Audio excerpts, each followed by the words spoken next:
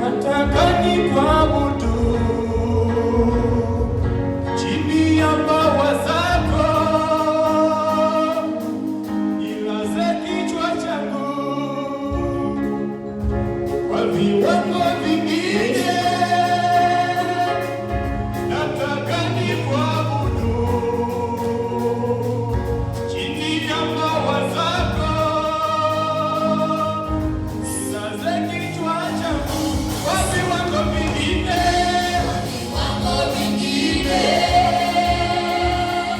Nataka nikuabudu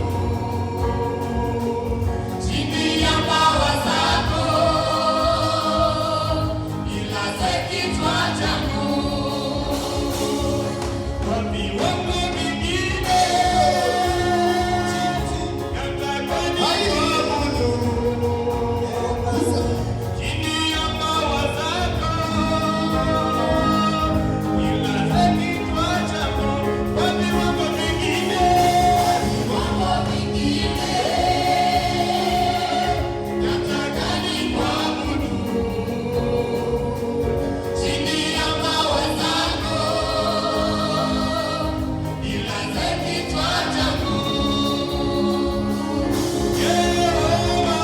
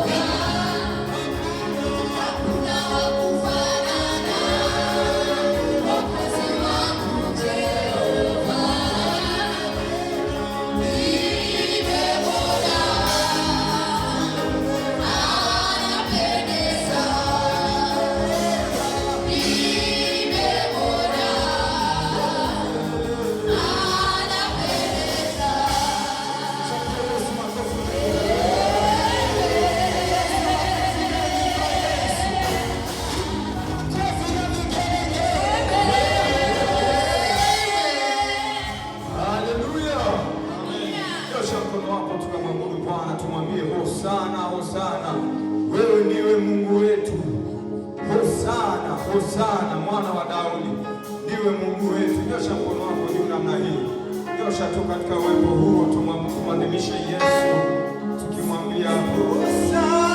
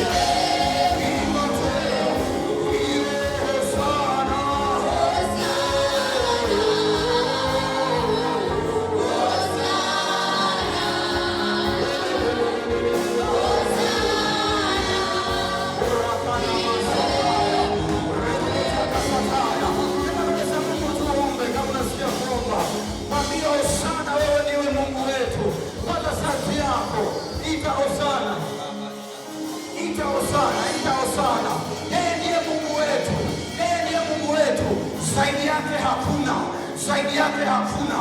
Yeye amekuja kutukomboa, amekuja huru. He has come to rescue us. Sema na kila mmoja wetu sawasawa na kusudi lako. Wewe ni Mungu na hakuna mwingine. Tunaliadhimisha na kulitukuza jina lako Mfalme. Asante kwa ajili ya asubuhi hii njema iliyopata kibali machoni pako e Bwana. Tunakushukuru Mungu, tunakuhimidi na kukutukuza. Karibu useme nasi e Bwana, nasi tuko tayari kusikia. Mioyo yetu tunaiachia kwako Mfalme. Tunaomba ufahamu wetu e Bwana, tunaomba Mungu ufungue macho yetu na masikio yetu ya ndani, tupate kusikia na kupokea neno lako la uzima, likahuishe nafsi zetu, likahuishe maisha yetu e Bwana, katika jina la Yesu Kristo Mungu aliye hai. Tunajikabidhi kwako na tunaomba na kuamini katika jina la Yesu, amen. Pigie Yesu makofi mengi, pigie Yesu makofi mengi. Mwambie Yesu asante kwa ajili ya wema wako, asante kutuamsha salama. Mimi na wewe tumeiona siku nyingine mpya. Jina la Bwana libarikiwe. Ni siku mpya ambayo haifanani na jana, na baraka zake zinatofautiana na jana. Jina la Bwana libarikiwe. Bwana Yesu asifiwe. Naomba niwasalimu tena katika jina la thamani la Yesu. Niwapongeze wale waliokuwepo jana. Wangapi jana walikuwepo? Amen. Kila siku tuna watu wapya. Wangapi wamefika leo? hawakuwepo jana. Barikiwe na Bwana. Bwana Yesu asifiwe. Bwana Yesu asifiwe. Bahati nzuri mbinguni mshahara ni mmoja. Haleluya. Na kama hukupata bahati ya kufaulu kuwepo jana, endelea kufuatilia mafundisho yetu kwenye YouTube. Kiandika jina Bishop Sospeter Ndenza, yako mengi mafundisho tuliyofundisha sehemu mbalimbali, lakini pamoja na haya. Bwana Yesu asifiwe. Bwana Yesu asifiwe. Neno letu kuu lilikuwa ni kuwa tayari, kujiandaa kwa ajili ya unyakuo. Yesu amekaribia kurudi. Bwana Yesu asifiwe. Ilikuwa ni kuwa tayari kwa sababu Yesu amekaribia kurudi, na anarudi haraka. Wengi wanafikiri atakawia, lakini anasema yeye hakawii kutimiza ahadi zake, na ni vizuri ukafuatilia ili upate kuelewa. Somo tuliloenda nalo lilikuwa ni kutoka Injili ya Mathayo sura ile ya 3 na mstari ule wa 2. Leo nitaongeza miwili mingine kidogo. Anasema tubuni, kwa maana ufalme wa mbinguni umekaribia. Na mnaona tuliangalia namna ambavyo Yesu mwenyewe alipoanza kuhubiri Injili alianza na neno tubuni, kwa maana ufalme wa mbinguni umefanyaje? Umekaribia. Lakini pia mitume baada ya kujazwa Roho Mtakatifu walipoanza, Petro alipoanza kuhubiri Injili akawaambia wale watu, tubuni basi mkabatizwe mpate ondoleo la dhambi. Mungu aliweka maandalizi haya kwa sababu kuja kwa Yesu ilikuwa mwanzo wa siku za mwisho. Bwana Yesu asifiwe. Ilikuwa ni mwanzo wa siku za nini? Za mwisho. Na Yoeli anatabiri, anasema katika siku za mwisho nitamimina roho yangu. Maana yake atafanya agano jipya na kutupa Roho wake Mtakatifu. Maana yake tunaishi siku za mwisho, na tulisema jana hesabu ile vizuri. Tukasema hivi, kuanzia kuumbwa kwa dunia mpaka kwa Ibrahimu ilikuwa miaka 2000, ambayo ni sawa na siku 2. Na Mungu aliumba mbingu na nchi kwa siku 6, na siku ya 7 akastarehe. Na ndivyo dunia itakavyokuwa. Katika siku ya 7 Mungu atastarehe. Sasa tukasema kuanzia kuumbwa kwa dunia mpaka kwa Ibrahimu ilikuwa miaka 2000, sawa na siku 2. Lakini kuanzia kwa Ibrahimu mpaka kwa Yesu ni miaka mingine 2000. Maana yake ni siku 4. Bwana Yesu asifiwe. Kuanzia kwa Yesu mpaka leo ni miaka mingine 2000 na bonus ya miaka 20 na ngapi? Na 4. Maana yake tunaishi jioni kabisa ya siku za mwisho. Yaani tuko tunaishi siku ya 6 jioni.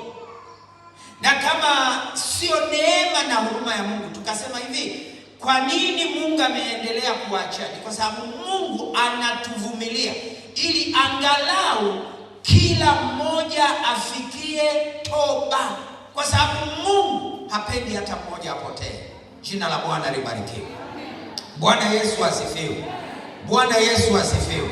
Sasa unaangalia katika Injili ile, Yohana alipoona Mafarisayo wanamwendea, akawaambia, enyi uzao wa nyoka, nani aliyewaonya kukimbia ghadhabu na hasira kuu ya Mungu inayokuja? Manake huko mbeleni kilichopo ni hasira ya Mungu juu ya uovu, ni hukumu ya Mungu juu ya uovu. Na kabla ya hiyo, Mungu hapendi ufe uangamie, anataka akuonye kwanza kabla hujafikia huko. Jina la Bwana libarikiwe.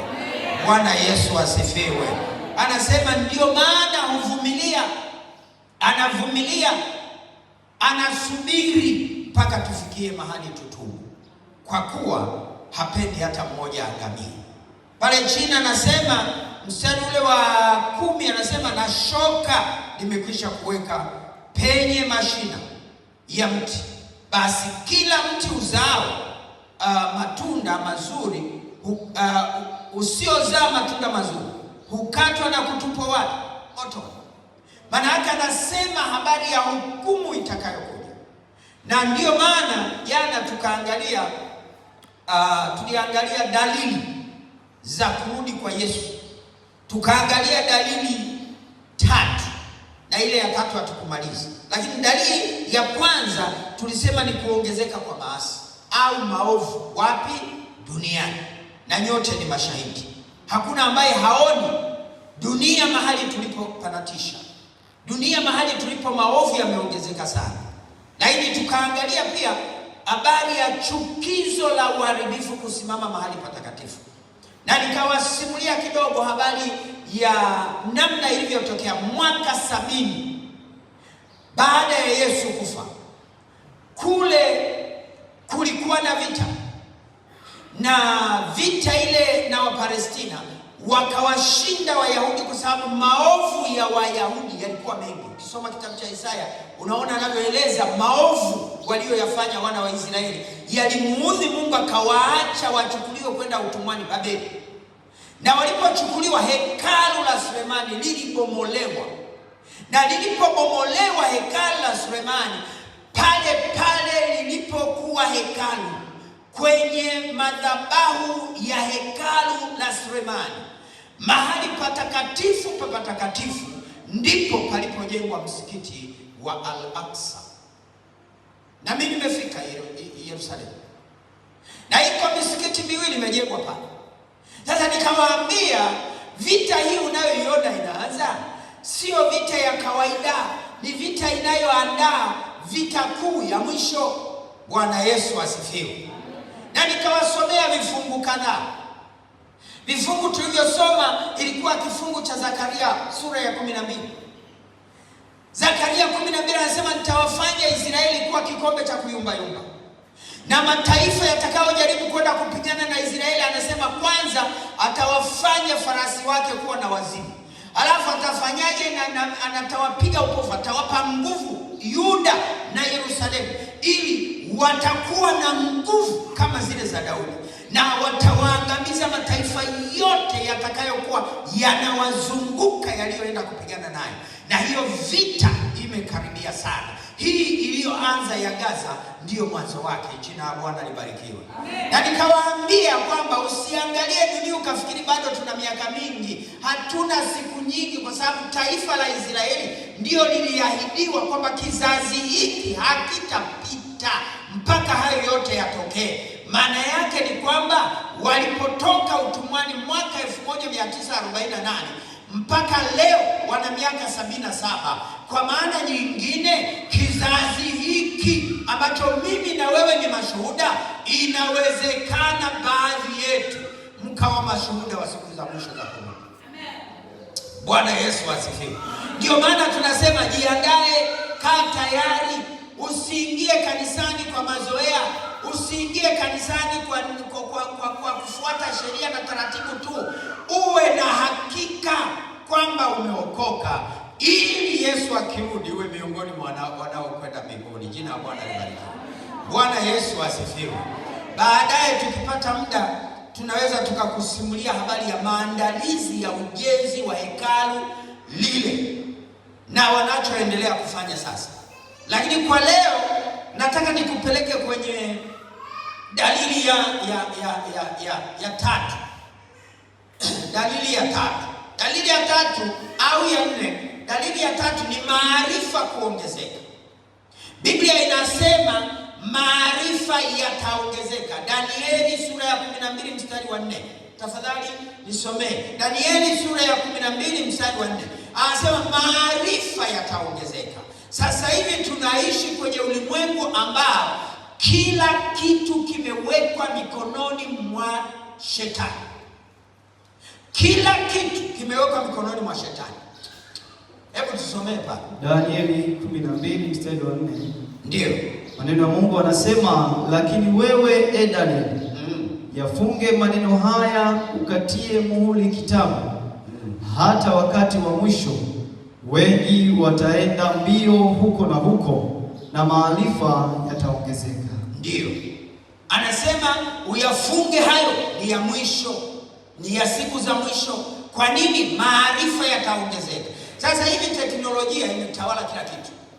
Bwana Yesu asifiwe. Sasa hivi tuko mikononi. Wewe wale wenye simu janja kama hii, hata wale wasio na wana simu za kawaida, unapoenda kusajili simu, si unaweka kidole? Maana yake nini? Uko unafanya mkataba na yule mwandalizi wa mpinga Kristo atakayekuja. Kitakachotokea ni hiki, ya kwamba wakati wa mpinga Kristo akija duniani, ambaye kwa sasa Biblia inasema amekwisha kuja, yuko anafanya maandalizi. Kitakachotokea ni kwamba maendeleo haya na mafanikio haya ya simu hizi ambazo zimebuniwa kuzimu, na vitu vingi ambavyo unavyoona, silaha za vita na kila kitu, hivi vitu viko mikononi mwa mamlaka. Na satellite, anayemiliki satellite zote duniani ni Mwisraeli. Bwana Yesu asifiwe. Sasa hivi hakuna ujanja, huna mahali pa kujificha. Maana yake ni kwamba siku mmeona jaribio walipofanya wakazima mitambo Tanzania, mliona nini? Mitandao ilikuwa. Maana yake ni kwamba wewe na mimi hatuna tena tunachojivunia. Sikiliza, wamefika mahali mpaka mfumo wa benki wametawala. Na wewe unafikiri bado una nafasi. Sikiliza nikwambie, itafika mahali una hela benki lakini huna uwezo wa kuzichukua. Kwa sababu gani? Itafika mahali mpinga Kristo akishika mamlaka, hakuna atakayeuza wala kununua, hakuna atakayefanya chochote, kwa sababu shetani ameshashika mfumo wa dunia kwa sababu ya maarifa kuongezeka. Sasa hivi zinatengenezwa roboti, wanawake wazuri roboti, na kule China wameanza kuwauza sasa. Yaani huyo ni roboti, lakini unaenda unamnunua, anapika, anaosha vyombo, anafanya kila kitu, anaendesha na gari. Wewe umebaki hapo. Sikiliza, wamama, shikeni waume zenu vizuri. Mkiwashika vibaya, shetani yuko anakaribia kuwamaliza. Kwa sababu gani? Kitakachotokea, watu watachoka na ndoa. Tumeanza kuona ushoga umeingia. Watu wamechoka na ndoa za kawaida, wamehamia kwenye ushoga. Kinachokuja baadaye ni kwamba watu watakuwa mkigombana, haoi tena, naenda kuchukua msukule huyo wa nani, wa robot. Alafu sasa hivi mnaona AI iko inasema, si unaona AI? Wale wanaojua AI inafanya kila kitu. Yaani mimi naweza nikaenda kwenye kompyuta nikaambia AI, hebu niandikie barua ya mwaliko. Anaandika na barua ile iko safi vizuri kabisa. Maana yake tumeshashikwa. Mwambie jirani yako acha ushamba. Mwambie ni wakati wa kuokoka. Mwambie usicheze na dunia hii, ilishamaliza. Kila mtu ambaye ana simu tayari alishaingia kwenye, na watakachokifanya wakati ule wa unyakuo nitasema siku nyingine, lakini wakati wa unyakuo watakachofanya kwa wakati wa mpinga Kristo, watakachokifanya ni kwamba watazima mitambo yote. Alafu ili uweze simu yako kuiactivate, lazima ukubali namba 66. Wewe kaa tu kwenye maisha ya ushamba. Acha kuokoka alafu fikiri una nafasi. Yesu anarudi, na akirudi anachukua watu wake. Jina la Bwana libarikiwe. Maarifa yameongezeka kiasi ambacho unashangaa. Hii simu naweza nikaiambia, halo, mpigie simu John, anapiga kia. Na sasa hivi wametengeneza simu hazina hata nini, hazina hata kale ka sim card. Ya kwangu haina sim card. Kwa hiyo ukijaribu kuiba hii simu huwezi kuweka sim card. Utabaki umeshangaa, na ukienda unapoenda wakubadilishie, kitakachotokea ni kwamba utakamatwa hapo hapo. Bwana Yesu asifiwe. Bwana Yesu asifiwe. Maarifa yameongezeka, na dunia sasa iko kwenye utawala wa shetani. Maana yake shetani anaweza kufanya chochote. Kama mmeona Tanzania wamefanya jaribio, wakazima tu network ikazimika. Siku zilipita 5, watu wanahangaika hawana network. network. Sikiliza, wakati wa mpinga Kristo itakuwa mbaya zaidi kuliko ulichokiona Tanzania. Nafikiri Mungu alikuwa anatuambia watu wa Tanzania, kaeni tayari, kwa sababu Yesu anakaribia kurudi. Maarifa yamefika mbali kiasi ambacho huna maelezo. Tunahitaji Yesu. Anasema tubuni, kwa maana ufalme wa mbinguni umefanyaje? Umekaribia. Yesu amekaribia kurudi. Na jana nikawasimulia habari ya ile vita ya mwisho, nikawapa vifungu vichache. Nataka niimalizie kwa kupa vifungu zaidi ili uweze kuelewa. Tulisoma Zakaria, tukasoma Zakaria sura ya kwanza mpaka pale mwisho, inaeleza watakavyoivamia Israeli. Nikakwambia hivi, mwaka jana walianza mazoezi wakiongozwa na Putin Afrika Kusini ya kujiandaa. Biblia inasema katika kitabu cha Ufunuo sura ya 9, kitabu cha Ufunuo sura ya 9 mstari wa 12, anasema lugha niliyokuambia jana, ndani ya mto ule Frati, ule mto Frati umekauka. Urefu wa upana wa ule mto ni kilomita 1.5. Yaani naposema kilomita 1.5, kwa wale wanaojua hesabu, ni kama kutoka hapa kwenda Ujiji. Bwana Yesu asifiwe. Yaani kilomita 1.5 upana, na haujawahi kukauka tangu dunia iumbwe. Umekauka sasa kuanzia mwaka 2021 ulianza maji kupungua. Leo maji yameisha. Ndani ya ule mto wamegundua mahandaki, wataalamu wanashangaa na sauti za kutisha zinazopiga kelele kule. Jana nikakwambia yule Ufunuo 16 akasema wafungue hao mapepo. Wakatoka mapepo waliokuwa na sura kama ya viura, waende wawashawishi mataifa, ili mataifa waje na wapigane na Israeli. Na asema makusudi mawili, wawashawishi mataifa, lakini pia njia ya kupita kwenda kupigana na Israeli itakuwa ni mahali ambapo mto Frati unapita. Anasema watengeneze njia ili ule mto Frati mahali pale ndio atakapopita. Sikiliza, yatakuwa majeshi milioni 200 ambayo yametengenezwa, na hayo mengine wanasema inawezekana hata roboti zitatumika kupigana na Israeli. Hebu soma Ufunuo sura ile ya 9 na mstari wa 12 mpaka pale mwisho uone ninachotaka kukwambia. Mto Frati imeandikwa mara 2. Sura ya 16 mto Frati umekauka. Sura ya 9 mto Frati una mapepo yaliyofungiwa chini. Anaambiwa yafungue hayo ili yaende yakaue theluthi moja ya wanadamu.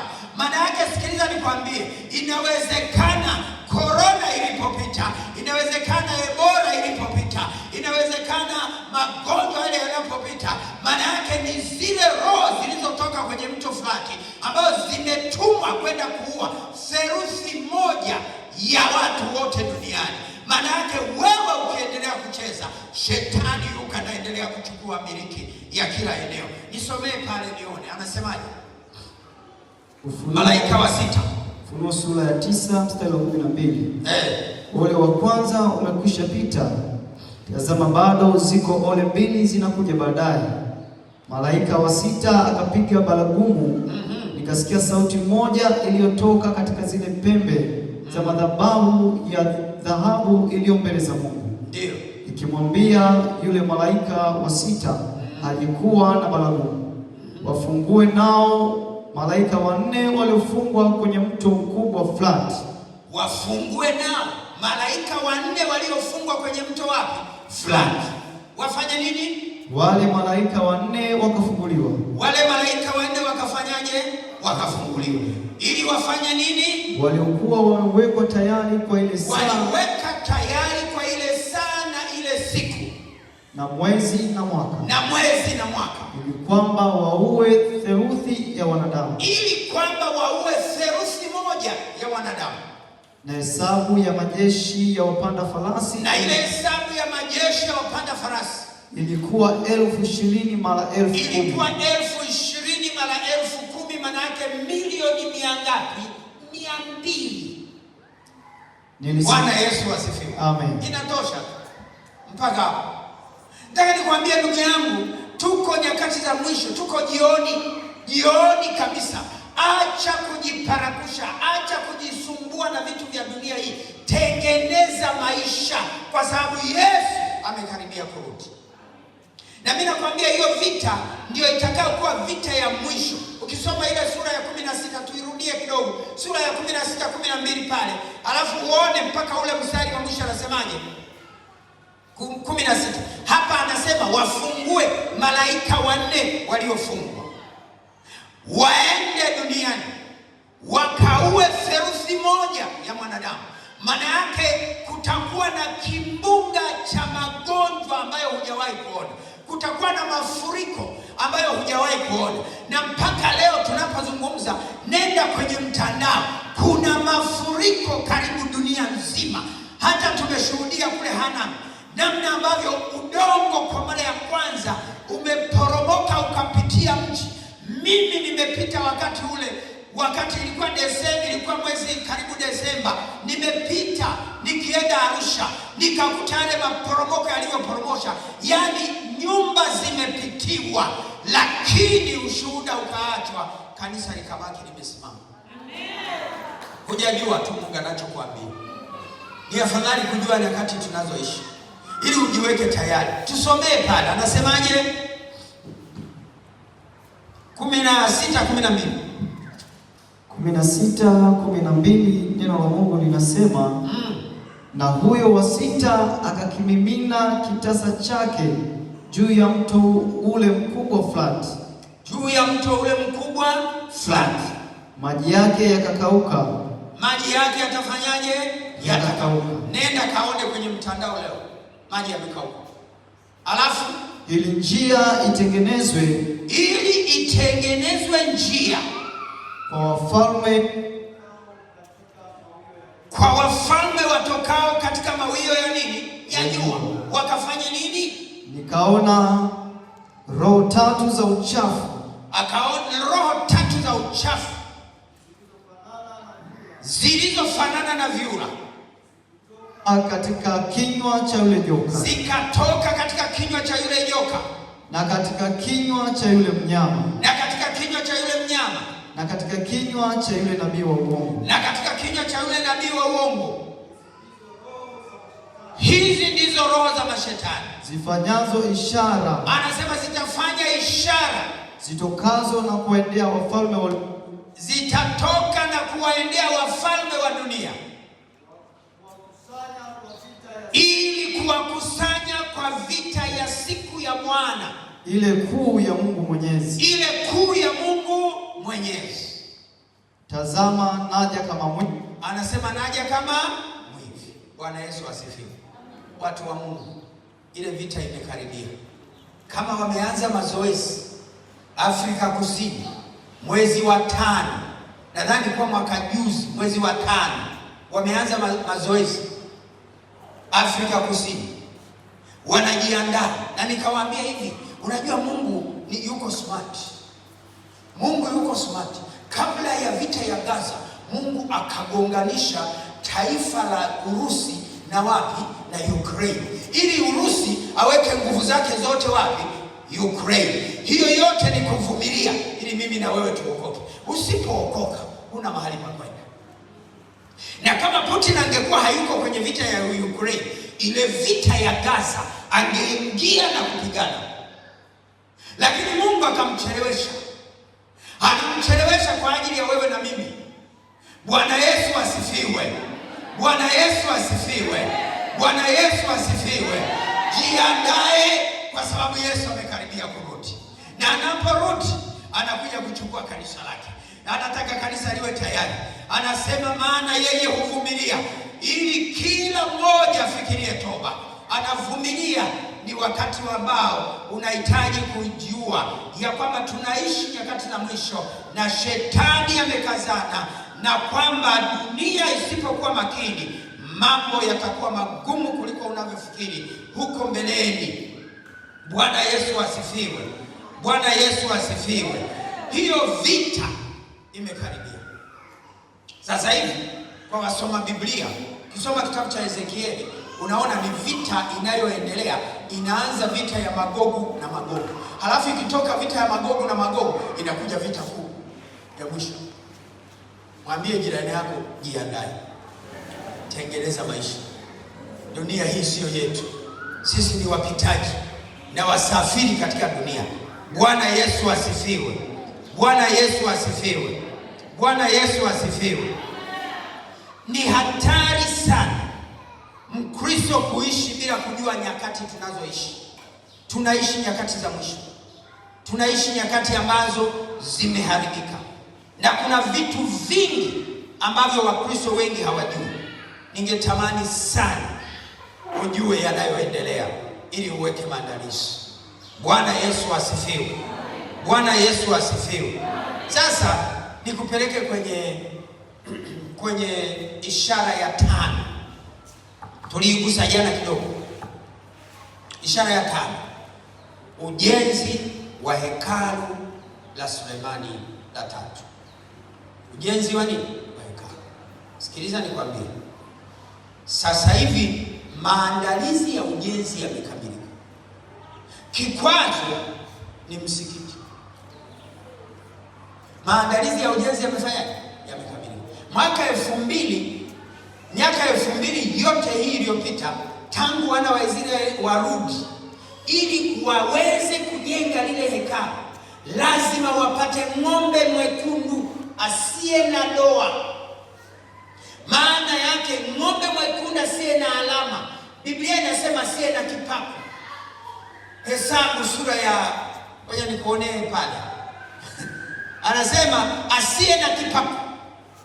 Kitabu cha Hesabu kinaeleza vizuri, sura ya 19 mstari wa 1 mpaka wa 2.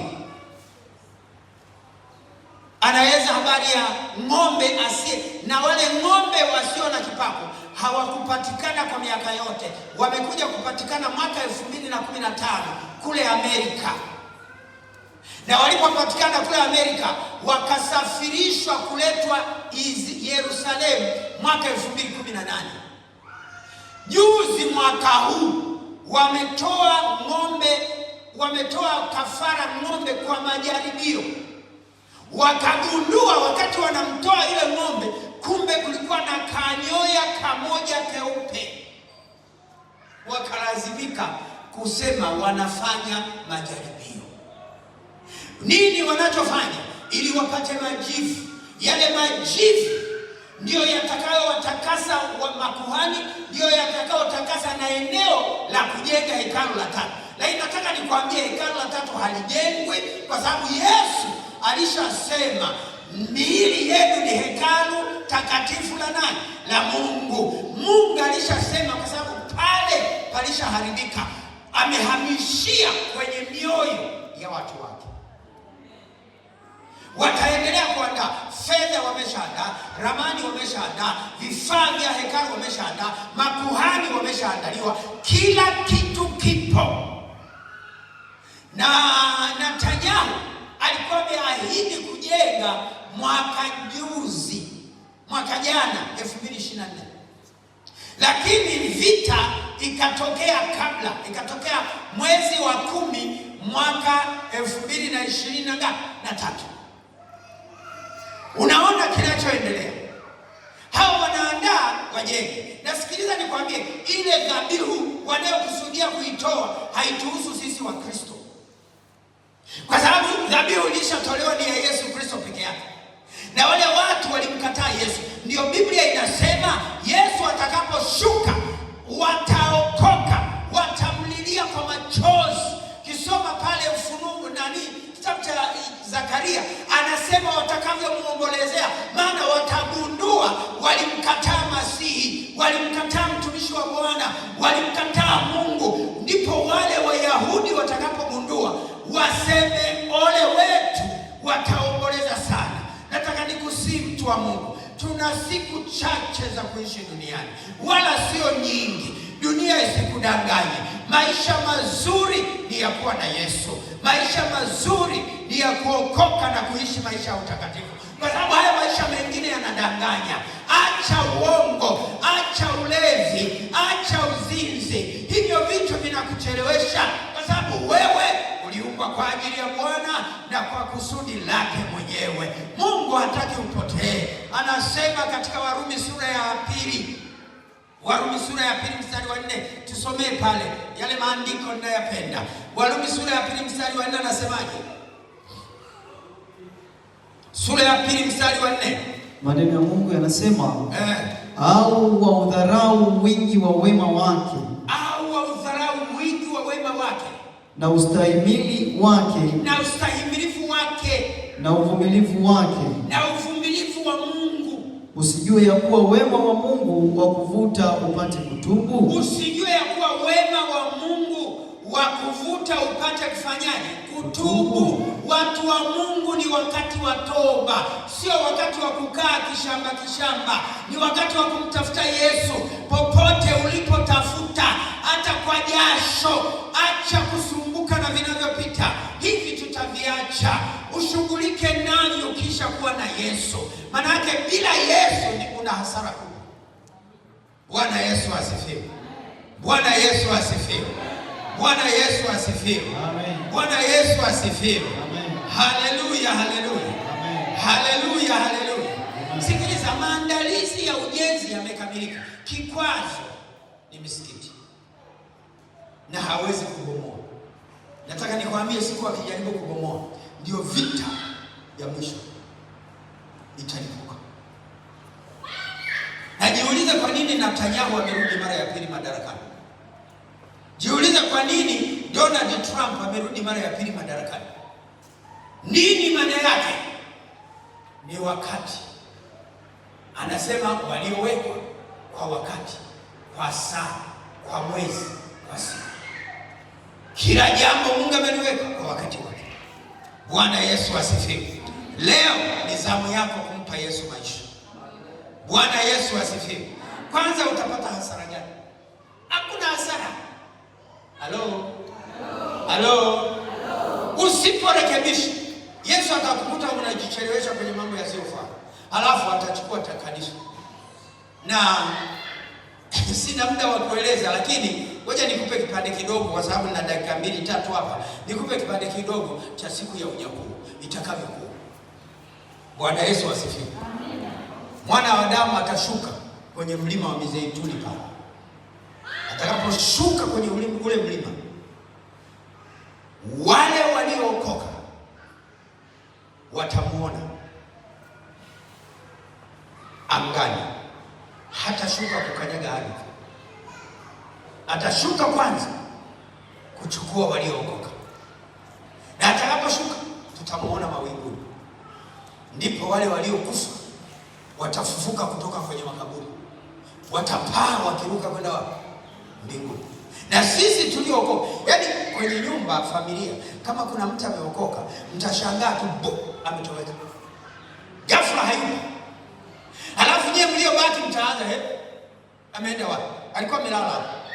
Biblia inasema wawili watakuwa kondeni wakilima, mmoja atwaliwa, mwingine afanyeje? Acho. Sikiliza nikwambie, unaachwaje na wewe ni Mkristo? Bwana Yesu asifiwe. Kwa nini uachwe? Ni kitu gani kinachosababisha uachwe? Hicho kitu kina uzuri gani? Alafu anasema hao watu kitakachotokea itakuwa shida sana.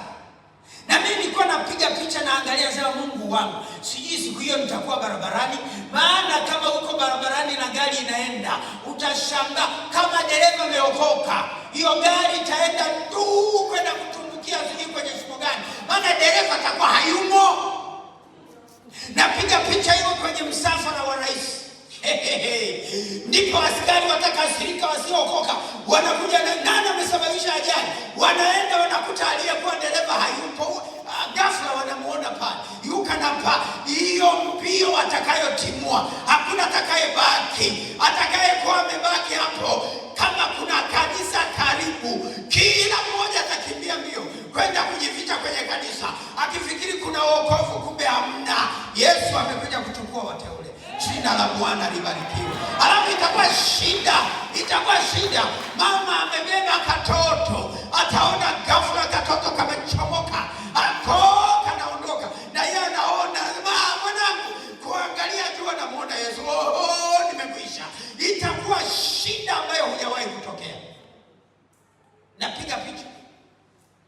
msongamano wa magari kama vile Dar es Salaam Sulizi. Hata Kigoma kameanza. Halafu fikiria dereva mmoja ataokoka. Magari yanayokuja ili gari itakuwa sijui naendaje, nikifika mahali kama ni kwenye mti ninagonga, kama ni kwenye nini napiga. Halafu waliomo wao, Biblia inasema wale watakao kuwa wamesalia ndio watakaoingia kwenye kibali cha unamtaka Yesu au unataka namba 66. Sasa wewe pima, unabakije na wewe ni Mkristo? Umebatizwa? Leo tulikuwa kwenye ibada ya ubatizo. Unapobatizwa maana yake umekuwa kiumbe kipya. Maana yake wewe siwe kwa dunia tena, ni mali ya Bwana. Na Mungu anatakiwa kumiliki na kukutawala. Acha kujitawala. Wewe huna miliki. Mwenye miliki ni Mungu aliyekuleta duniani. Huyo ndiye anayekutawala. Acha usumbufu. Kwa sababu sikiliza nikwambie, ile siku itakuwa Mungu. Wewe piga picha, ni msafara wa rais sasa. Wanavyokimbiaga yale magari. Hata kama ungekuwa waziri mkuu tu, hizo mbio wanazotimua, mheshimiwa haikuwa anajua.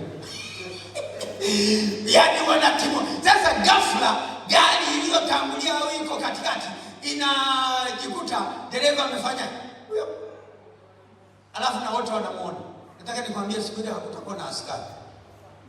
Askari akiona Yesu mawinguni atatimua kwenda kutafuta kanisa. Hata kama alikuwa asali.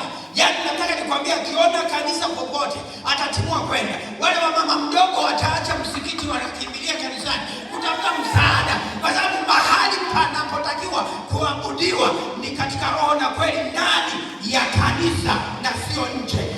Itakuwa shida na wewe ukiwemo, tutakushangaa. Tutakushangaa.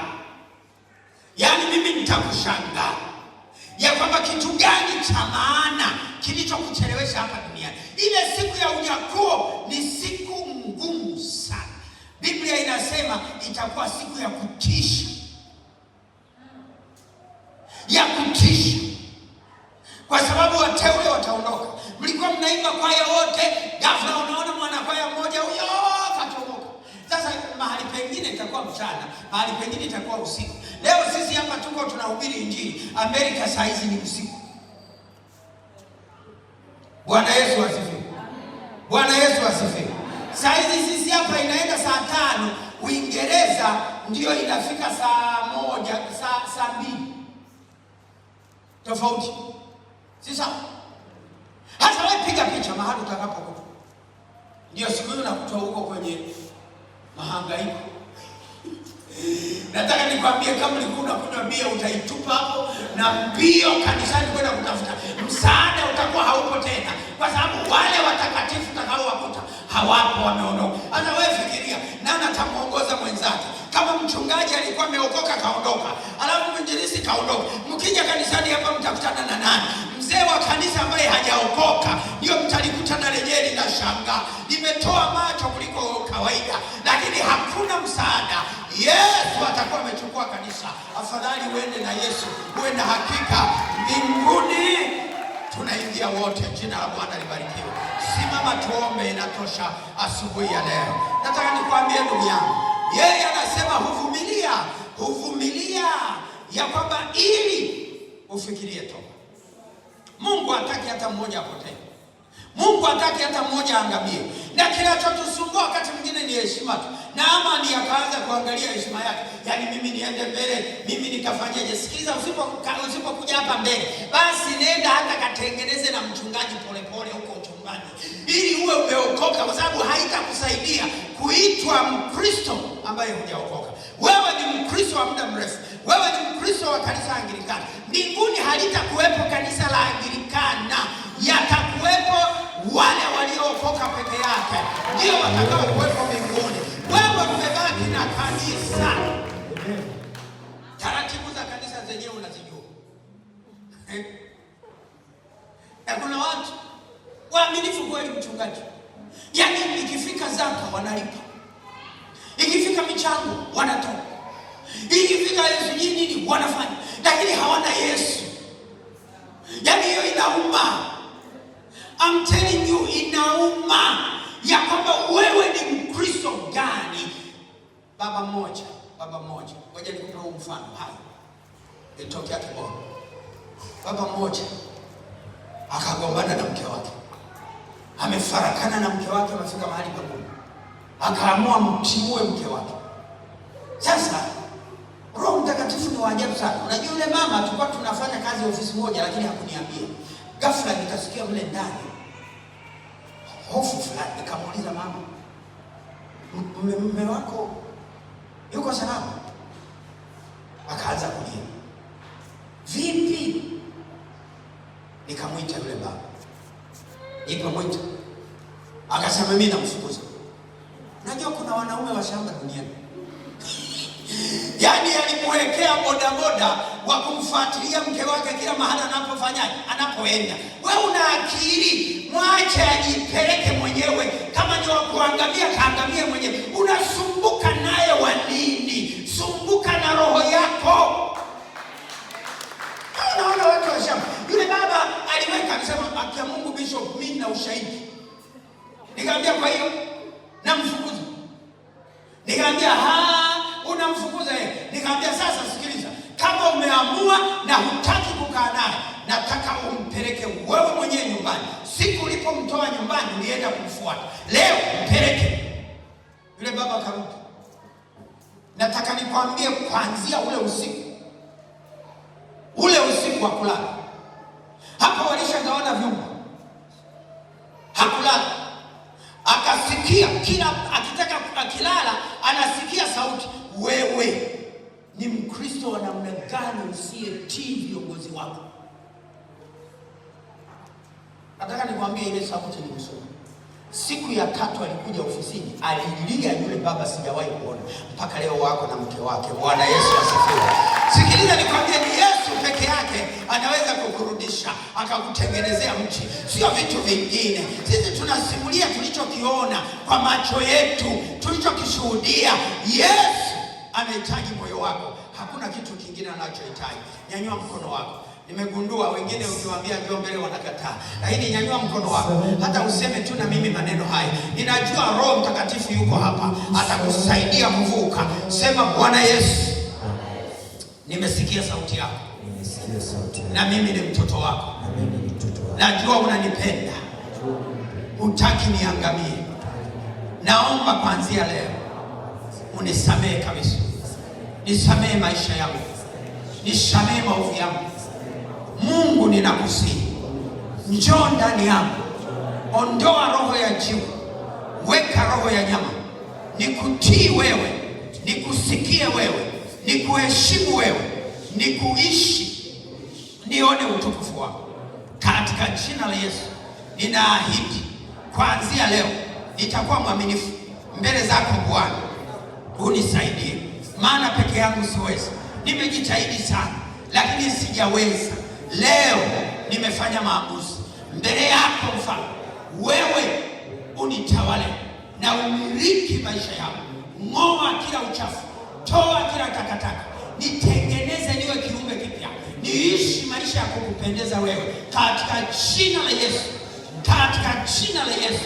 Funika macho yako, niendelee kuomba ukiwa umenyanyua mikono. Baba, katika jina la Yesu, nakushukuru kwa ajili ya watumishi wako hawa, nakushukuru kwa ajili ya watoto wako hawa. Baba, unawapenda sana, na ndio maana Mungu umetupa neema ya kusimama katika madhabahu hii, ili Baba yule aliyeshindwa kuokoka akutane na mkono wako, ili Baba yule aliyeshindwa kutengeneza moyo wake, na mama yule Bwana, na binti yule Bwana, na kijana yule Bwana aliyejichanganya kwenye mambo yasiyofaa, ili akutane na neema yako Bwana. Leo tunaomba Mungu wa uzima, pita kwenye maisha yao, pita kwenye mioyo yao, pita kwenye roho zao, kawatengeneze na kuwaomba upya. Wape neema ya toba, ili wajue ya kwamba dunia iko mwishoni, dunia iko ukingoni. Wape neema ya kujiandaa, wape neema ya kufanya maandalizi mazuri, ili wewe ukirudi wawe miongoni mwa watoto wako wateule. Katika jina la Yesu Kristo ninaenda kinyume na kila mamlaka na kila nguvu za giza, hayo mapepo, majini, vinyamkera, hizo roho za mashetani zinazosumbua watoto wa Mungu hazina nafasi tena. Inawalinda na kuwakinga kwa damu yako, katika jina la Yesu Kristo.